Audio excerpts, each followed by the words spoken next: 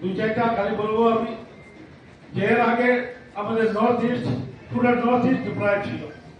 আজকে নরেন্দ্র মোদীর উদ্দেশ্য যেটা উনি বলেছেন যে ভারত একটা বিকশিত দেশ বানাবো, মানে ডেভেলপ করবো।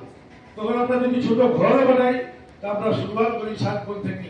এবং আগের সরকার এটাই ভুল করেছিল যে শুরুয়াত অন্য জায়গা থেকে করেছিল, এই জন্য আজ পর্যন্ত বিকশিত ভারত হতে পারেনি। এর জন্য উনি নর্থ ইস্টে প্রথম ফোকাস দিয়েছেন, বলেছেন নর্থ ইস্ট আগে ডেভেলপ করতে হবে এবং ঈশান যদি ঠিক না হয় ভারত কিন্তু ডেভেলপ হবে না। এবং আপনারা দেখেছেন যে নর্থ ইস্টে একমাত্র ট্রেনের সুবিধা আসাম এবং ত্রিপুরায় ছিল, সেটাও মিটার গজ ছিল। উনি আসার পর ব্রড গজ করে দিয়েছেন। বাকি নর্থ ইস্টের সব স্টেটের সঙ্গে উনি বলেছেন যে ভারতের একটা স্টেট বাকি থাকে না যার সঙ্গে স্টেট এবং আমাদের ভারতের ক্যাপিটাল লিঙ্ক না থাকে, এরকম কোন স্টেট আর থাকবে না। এর জন্য নর্থ ইস্টের প্রত্যেকটি স্টেটে আপনারা দেখেছেন অনেকটা কানেকশন হয়ে গেছে, অনেকটা কাজ চলছে। আজকে মিজোরাম, নাগাল্যান্ড, মণিপুর কোনোদিন কেউ ভাবে না ট্রেন যাবে, কারণ সেটা হচ্ছে হিলি এরিয়া। এবং উনি একদিন বলেছিলেন যে ওনার যে রেলের অ্যাডভাইজার আছেন ওনারা বলেছিলেন যে স্যার এই নর্থ ইস্টের যে হিলি এরিয়া ওইখানে আমরা ট্রেন বসাতে অনেক টাকা খরচ, তার থেকে এই টাকা দিয়ে 10 গুণ বেশি আমরা প্লেন এরিয়াতে করতে পারবো। কিন্তু মোদীজি বলেছেন না, এটা হবে এখানে যত টাকা খরচা হোক, কিন্তু নর্থ ইস্টের প্রত্যেক স্টেটকে দিল্লির ক্যাপিটালের সঙ্গে রেলে সংযুক্ত করতেই হবে, নাহলে ভারত বিকশিত ভারত যেটা আমরা বলছি 47 করবো তা হবেই না। এবং আপনারা দেখেছেন যে নর্থ ইস্টের প্রত্যেকটা কান্ট্রিতে মেঘালয় কাজ চলছে, মেঘালয় কাজ চলছে, মানে সবটি স্টেটে রেলের কানেকশন চলছে। বিশেষ করে আমাদের করিমগঞ্জ লোকসভা আসনে মানে লোকসভা যেটা আছে এখানে অনেক বড় বড় কাজ হয়েছে। দু একটা কথা আপনাদের সামনে বলা হয়েছে, মিশনটা বলেছেন ইন্টারন্যাশনাল রেলওয়ে স্টেশন আমরা বলছি মহিষাসন, সেটা বাংলাদেশ হয়ে কলকাতা যাবে। এবং আমাদের জাহাজের ব্যবস্থা যেটা আগে স্টিমার ঘাট ছিল বন্ধ আছে, আমাদের এই একদিন এই করিমগঞ্জ বিজনেসের হাব ছিল যখন জাহাজ আসতো।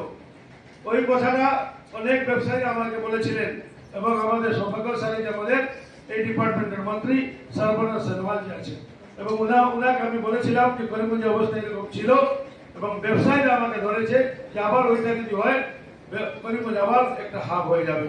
কারণ আমাদের এখান থেকে শিলচর, মিজোরাম, মণিপুর এখান থেকে মাল যেত, সেটা আমিও জানি না, আমাকে ব্যবসায়ীরা বলেছিলেন।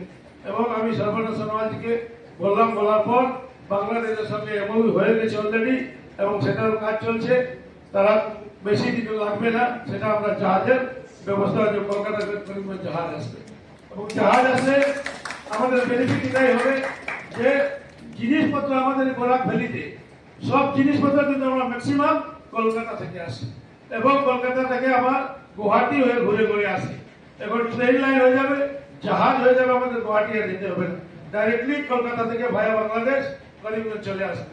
এগুলো আসার পর আমাদের এই অঞ্চলের অনেক মানুষ বাঁচবে, মানে দামও কমবে জিনিসপত্রের এবং আমরাও কলকাতা যেতে সময় কম লাগবে, 8-10 ঘন্টা আমরা কলকাতা পেয়ে যাবো।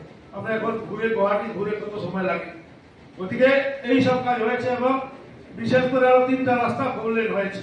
এই 14 মার্চ মানে মাননীয় মন্ত্রী নীতিন গাডকারি আমাকে চিঠি দিয়েছেন যে আমি রিকোয়েস্ট করেছিলাম করিমগঞ্জ থেকে সুতারকান্দি, করিমগঞ্জ থেকে শিলচর এবং করিমগঞ্জ থেকে চুরাইবাড়ি এই 3টা ন্যাশনাল হাইওয়ে 4 লেন স্যাংশন হয়ে গেছে। এই ইলেকশনের পর 4 লেন কাজ চলবে।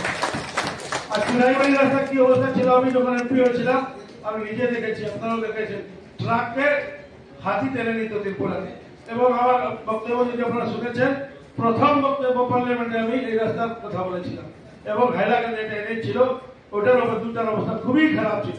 করিমগঞ্জ থেকে আমিও বাড়ি যেতে পারতাম না, 2-3 ঘন্টা লাগতো।